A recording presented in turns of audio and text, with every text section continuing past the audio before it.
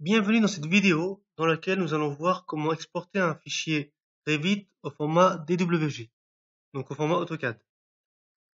Alors tout d'abord, vous devez ouvrir un fichier Revit sur le plan à partir duquel vous voulez faire l'exportation. Et tout d'abord, avant de commencer l'exportation, ce qu'il faut savoir, c'est que actuellement, Revit comprend que la maison qui est sur mon projet actuellement a une superficie illimitée.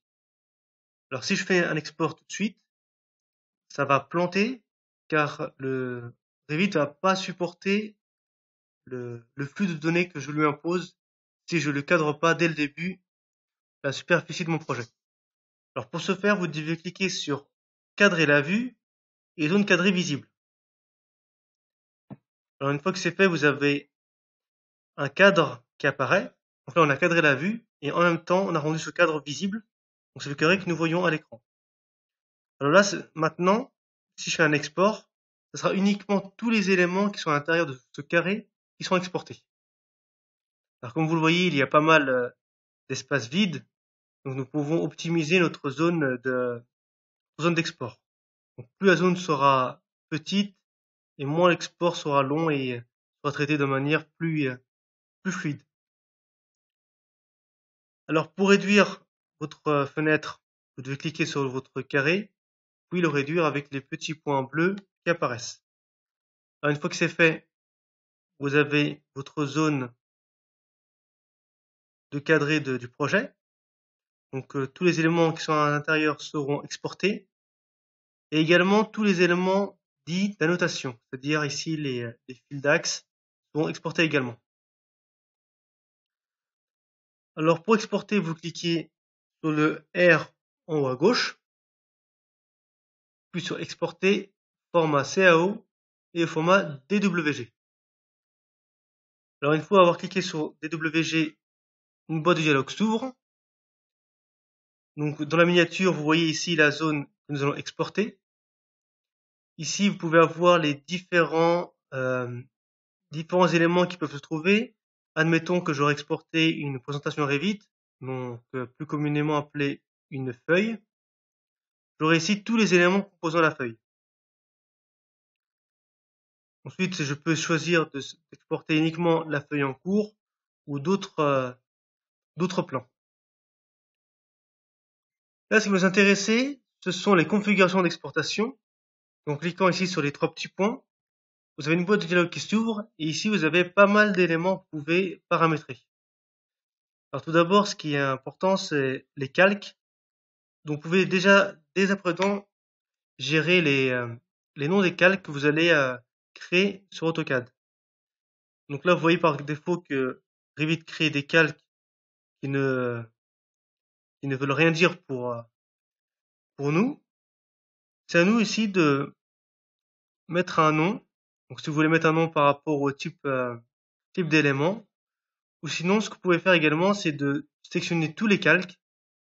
Vous mettez 0 pour que Revit importe tous les éléments dans le calque 0.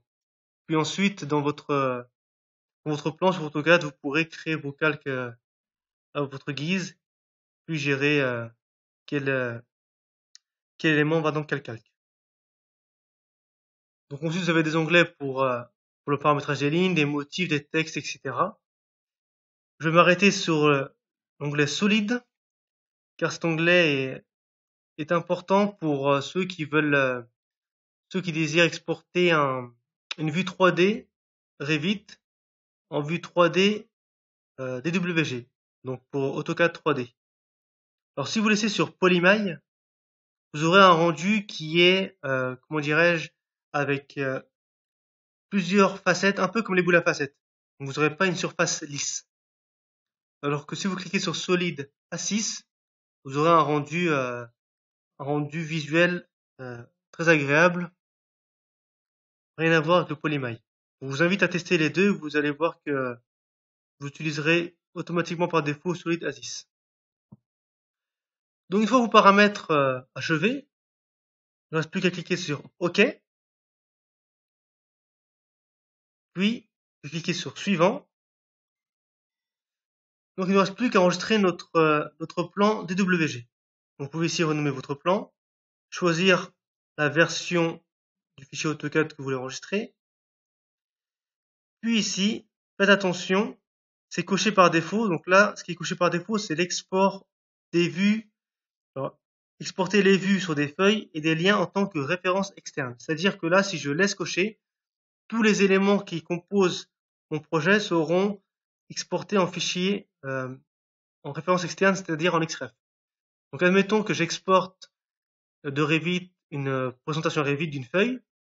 Donc sur la feuille, vous avez différents éléments. Donc, vous pouvez avoir la vue en plan, mais également les vues de détail, la vue 3D, les nomenclatures, etc.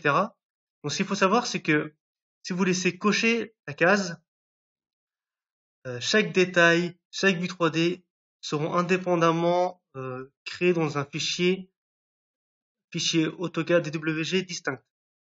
Donc ça peut être intéressant si vous voulez séparer les différents détails pour envoyer uniquement un seul détail par mail, ou si le fichier est vraiment volumineux. Là, en l'occurrence, nous avons un plan qui est, pour moi, un plan qui est très léger, donc vaut mieux décocher afin d'avoir un seul fichier AutoCAD, quitte ensuite à l'épurer, enlever ce qui pourrait être inutile. Donc une fois vos réglages effectués, cliquez sur OK. Donc là, mon plan maintenant est exporté au format AutoCAD. Ensuite, je peux l'ouvrir. Là, nous constatons que nous avons uniquement les éléments qui apparaissent dans la zone quadrillée visible de Revit. Et vous voyez ici que dans la liste des calques, vous avez tous les calques qui ont été créés par Revit par défaut. Vous voyez que si vous avez tout mis, les calques, vous avez renommé les calques tout dans le calque 0, vous auriez tous les calques sur le calque 0 et vous n'auriez aucun autre calque ici. Donc voilà, ce sont des choses à savoir pour une meilleure gestion lors de vos exports. Donc voilà ce qu'il y avait à savoir concernant les exports de Revit au format DWG. Et je vous dis à très bientôt pour la prochaine vidéo.